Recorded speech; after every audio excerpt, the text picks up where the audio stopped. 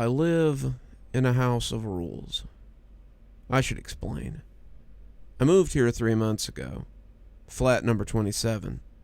The flat was a repossession. I never met the previous owner, and to date, know him only from the posts I received in his name.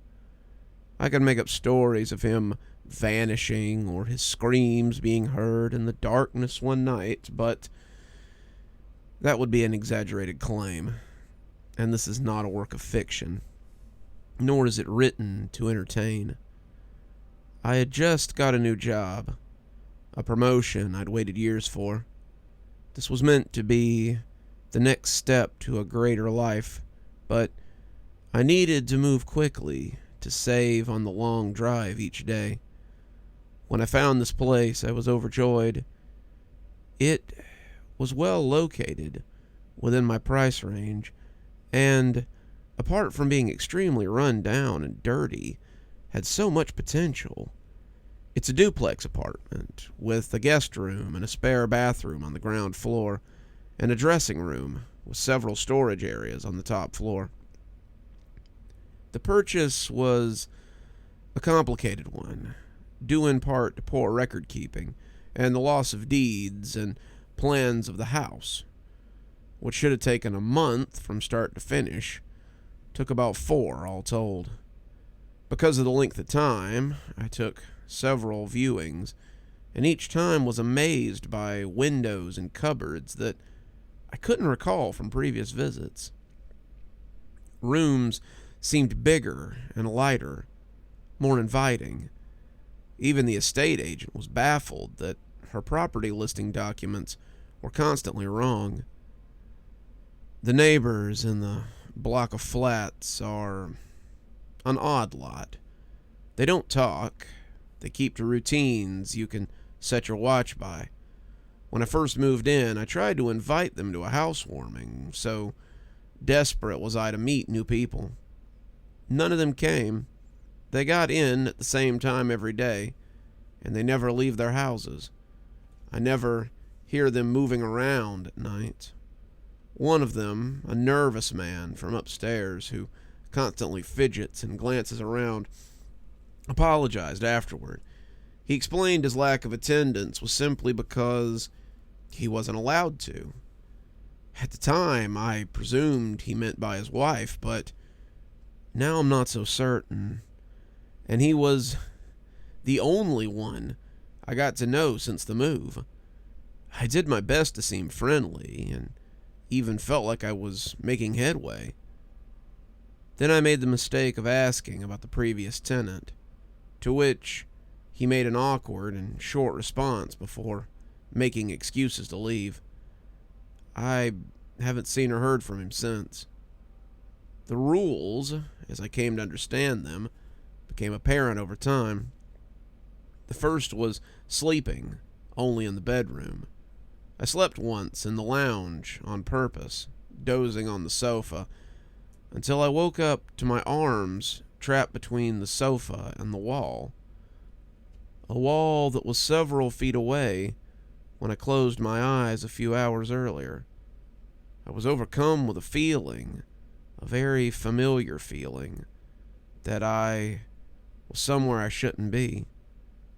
This feeling wouldn't leave me until I hurriedly stumbled up to bed, where I only felt truly safe when I hid under the blankets like a scared child. I only fell asleep once more in the lounge after that, but it was by accident. I was woken up once again with a feeling that I should leave, that it would be unsafe to stay, and that I shouldn't be here. This time, however, a sweater I had left across the room on the radiator was tied around my neck and pulled tight enough to leave striping marks on my throat. The rule of sleeping only in my bedroom stands alongside others. Countless others. I learned that I should clean up my dishes immediately when I stepped out of the kitchen after depositing my plate and sat down on a safety pin that was jutting out of the back of the couch. I learned not to take showers for too long when the water suddenly turned scalding hot and remained so, no matter how much I desperately tried to turn it off, only to go back to the normal temperature when I tried it later. I learned that I must hoover and keep the place tidy, must not waste electricity, and that no matter what noises I hear in the night, I should never, ever go exploring. Another rule is that guests are not welcome. The last time I had a guest, it was a friend who invited themselves by, making arrangements to come and see me until I relented. How could I not? Despite my concerns that I could not air down for the weekend. I spent the entire time terrified for their safety, and pretty much drove them away with my strange behavior accordingly. But there were no events. Such things made me bold, and I began to relax. I stayed awake until late, played music at night, and did whatever I wanted, even going so far as feeling like I had triumphed, as the house remained meekly quiet. It was almost immediately after they left that I first noticed the headaches and the nausea, which became worse and worse as the gas leak continued. I only just made it out before I succumbed. I have so many things I could tell you, example upon examples. I don't know where to begin. I need you to look past your skepticism and see that this is real, that this is more than coincidence, more than just child's play haunting. I'm not being haunted. I'm being ruled. The rules are only a part of it. They're the part I play. The rest is done without me, and not only that, but around me. The walls shift. Doors open some days that won't the next. The number of windows in my bedroom increases, one by one, over consecutive nights. Then there was only one again. There's a cupboard at the top of the stairs that changes its size quite regularly. One of the most terrifying experiences of my life was when I opened it and saw it went back several meters more than I remembered. When I walked in, somehow the door shut behind me. I groped in the dark, silently reaching out for a wall I knew must be there, yet my fingers touched only air. I didn't know how long I fumbled around, but it was only as my panic rose that my shaking fingers found the wooden door. Have you ever woken up in a room with a chair sitting at the end of your bed? A chair that came from the dining room, which is down a flight of stairs and along a hallway. Have you ever walked into a room and seen a storage cupboard that wasn't there before? Have you ever observed more chairs on a staircase as you go down than there were when you went up? Have you ever entered a room looking for something, and then when you gave up and left, you realized an hour and a half had passed? I have lived all these things, and were I a better, more scientific man, I would have kept a running log of all of it.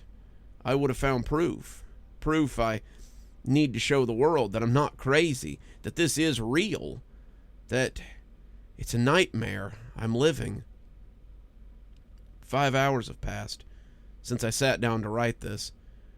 I'd hoped to prepare some lunch today and pray there are no drawing pins in my bread like last time when I realized that I hadn't cleaned up. Instead, it's getting dark. I now live a life of routine like my neighbors. I just turned off the music. No loud noises after dark is one of the rules. It's the one I hate the most because it makes me feel so alone. Lights left on in rooms that are empty, or too many in one room, are prone to fusing, or even shattering without warning. So I currently only have the glare of my computer screen, the television, and a lamp. Soon, I'll be going to bed. The doors that shut behind me as I head up to bed lock. I will wake up in a room with windows wherever they please. The door that may or may not open to cupboards that may be small or as big as they want to be. The television in the room I'm in has a satellite connection, and with it, countless channels. Right now, all are a fuzz of static, except for National Geographic, so I'm forced to listen to a documentary on carnivorous plants as I type. I try not to dwell on the exhaustion of a beetle on the screen as it tries in vain to escape from the prison that will soon digest it. The remote does not appear to work. It took my pulling the plug from the socket to turn off the TV just a moment ago, and even that I loathe to do for the fear that it might stay on no matter what. And I knew that if those images had continued when the plug had been removed, I would have screamed myself into madness. I could push the neighbors to talk more. I could rebel against the rules. I could start a fire and torch the whole building, but truly I just want to get by. I get the feeling that up until now I've simply been coached like a dog to do what is required of me. I feel like the punishments could get a lot worse. The occasional demonstration of strength, the enforcement of the rules, the occasional mild punishment when a transgression, like one taps the nose of a dog when it's misbehaving. That is what I hope for, if I can misbehave. Stepping out of line caused me nothing but harm. It's only after fear and preservation of my human dignity that I do not explain here what happened when the house feels like it really needs to punish me. Needless to say, the scar will be with me for the rest of my life. Which brings us to here. I can't go on. I took the decision to write this with the remaining fight I still have in me, to at least ask for help. I can't do it over the phone. I can't write a letter. My only hope is to write it into a story, inconspicuously and without the details that might draw attention to the content. All I can hope is that someone might see enough to spot my cry for help, that they find a way to contact me where I can get the lifeline I need to escape. I can't ask directly. It's too risky. Besides, any form of open rebellion has been snuffed out of me with pain, suffering, and terror. I fear for my safety, for my punishment, for breaking the rules. I'm surprised that I'm being allowed to even get this far. In over 1,000 words I have written, there hasn't been a power cut or computer error that has lost everything. Perhaps there's still hope. But the truth is, I'm scared. Scared of what touches my face when I sleep the night before last, after I accidentally left a tap running, clutching firmly the bruise on my cheek that still remains. I'm scared of what left a pair of scissors in my slippers, of what power moves wooden doors and plaster walls, seemingly on a whim. Most of all, I'm scared that by writing this, I may wake up in a tiny room with no doors or windows, a room that grows smaller every time I blink.